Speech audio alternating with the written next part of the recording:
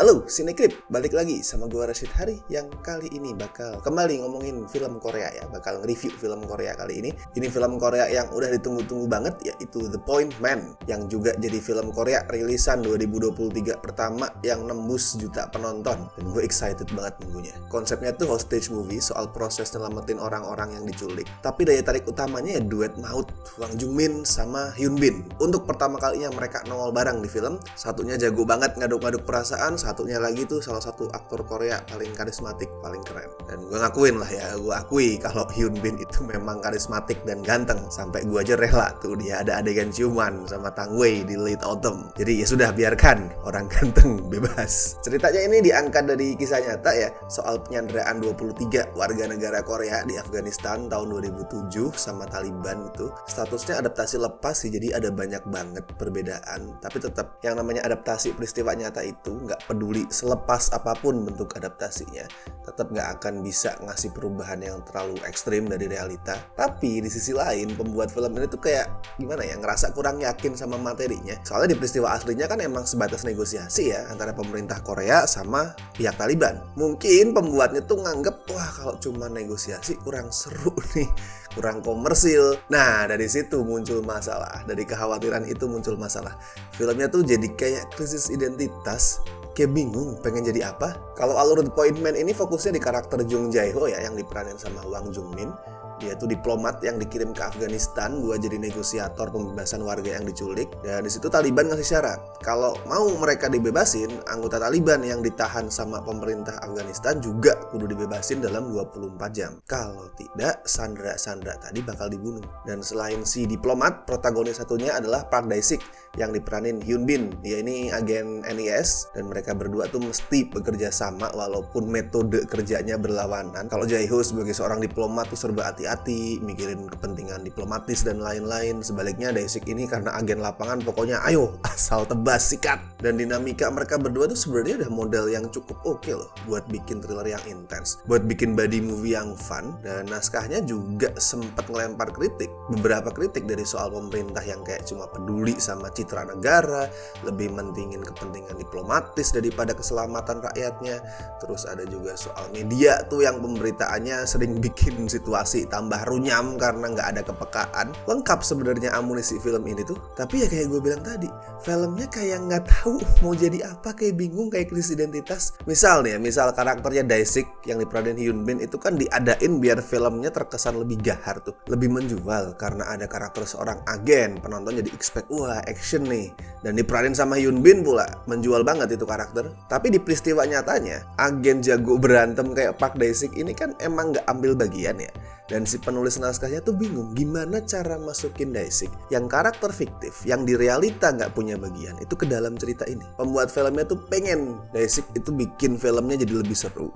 Tapi di sisi lain, dia nggak mau bikin perubahan yang terlalu jauh dengan bikin Dae-sik punya porsi lebih. Entah nggak mau atau nggak tahu caranya gimana ya. Jadinya tuh selain satu adegan action di tengah yang emang ngeliatin banget sih, gue akuin ngeliatin banget karisma sama skill action hero-nya seorang Hyun Bin. Ya overall si Dae-sik ini kurang berasa esensial di ceritanya. Bahkan di klimaksnya nih yang fokusnya emang soal negosiasi ya. Si agen NIS ini kayak gabut loh. Dia gabut banget, hampir 100% itu ngilang di third act, baru muncul lagi di ending. Jadi terkesan kayak naskahnya sendiri tuh bingung, ini Dae-sik kudu diapain karakternya. Artinya The Point Man ini jelas bukan hostage thriller yang full action kayak Taken ya, bukan. Tapi naskahnya juga kurang oke buat ngebikin hostage thriller yang ngandelin asah otak pintar kayak misal Argo gitu. Di sini Hwang Jung-min mainnya bagus ya as always, tapi skripnya tuh nggak bisa ngasih intrik yang menarik di elemen negosiasinya. Isinya ya sebatas gini, Taliban tuh ngancem, ngasih batas waktu, terus Korea berusaha nyari jalan tapi gagal, terus batas waktu jadi mundurin, dan seterusnya. Itu terulang terus. Jadi repetitif, terus intrik-intriknya juga nggak memorable. Iya, gue tahu di realita peristiwa ini mungkin emang isinya cuma negosiasi biasa, cuman telepon, saling tawar-menawar, nggak ada sesuatu yang overly dramatik yang nge-twist gitu, memang mungkin nggak ada ya. Tapi kalau lo bisa nambahin adegan kejar-kejaran di tengah kota, di tengah Afghanistan yang jelas itu jauh banget dari kenyataan. Masa ngasih adu taktik yang lebih kreatif aja nggak bisa? Intensitas filmnya tuh jadi kurang kuat gitu. Apalagi directingnya si Im Seon Rae, si sutradara itu kayak nggak punya sense of urgency gitu. Padahal ini film tentang berpacu dengan waktu konsepnya. Tapi gue nggak ngerasain sense of urgency di situ. Kayak oke, slow aja berjalan dengan waktu. Si sutradara ini kan emang sepanjang karirnya tuh lebih sering garap drama slow pace ya. Jadi emang sebenarnya kurang cocok skillnya buat nanganin film beginian. Jadinya The Point Man tuh kerasa lebih jago ngebangun antisipasi penonton daripada memenuhi antisipasi itu. Kita tuh kayak dibikin nungguin berbagai macam ketegangan, kekerenan, keseruan yang akhirnya nggak pernah datang. Beberapa kali gue dibikin, wah ini nih tegang nih, bentar lagi pasti seru. Tidak terjadi apa-apa, tidak terjadi hal seru. Nggak harus action ya, nggak harus berantem, ingat nggak harus berantem. Tapi intensitas yang dijanjikan tuh nggak pernah nongol. Kayak salah satu yang gue ingat banget itu pas karakternya Hwang Jung-min disuruh balik ke Korea sama atasannya karena udahlah ini nggak bisa diselesaikan, lu nggak berguna, pulang aja. Dia udah mau balik dari depan lift terus ada telepon. Nah itu intens banget karena ini nih pas ada turning point nih. Gue udah excited banget tuh apa yang akan terjadi. Tapi kemudian sutradaranya nggak bisa menjaga intensitas itu tetap terjaga. Begitu kita tahu teleponnya dari siapa, terus apa yang akan dia lakuin tuh nggak bisa dijaga secara konsisten intensitasnya. Dan mungkin cara filmnya nanganin kultur Islam di Afghanistan bakal bikin beberapa penonton kurang nyaman sih. Gue nggak akan sampai bilang ini rasis ya, walaupun a bit too stereotypical, juga terkesan klise dan kayak malas riset. Kemarin gue pas live, kalau yang nonton live tuh mungkin inget gue sempet bercanda ngomong, wah ini di The Point Man paling besok ada nih musik yang kayak suara orang doa. Itu gue sempet bercanda gitu kalau kalian inget.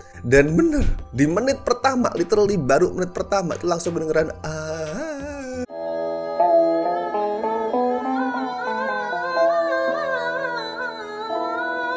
Terus ada juga momen si Daesik teleponan sama Jae-hook. Terus si Daesik, si Hyun Bin tuh menutup telepon dengan Assalamualaikum. Nah gue oke, ini Hwang Jung-min akan ngomong Waalaikumsalam. But no, Hwang Jung-min jawabnya Assalamualaikum.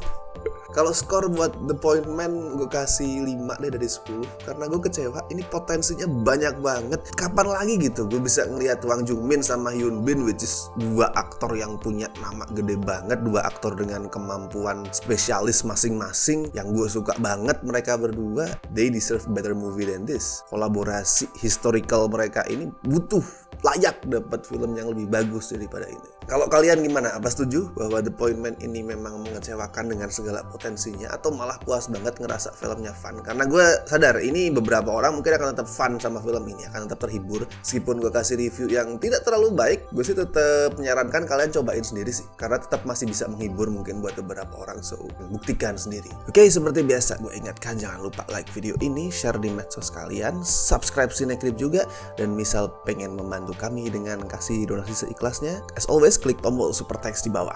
Mantap. Alright then, gue Rashid Hari. Sampai jumpa di review-review berikutnya. Bye.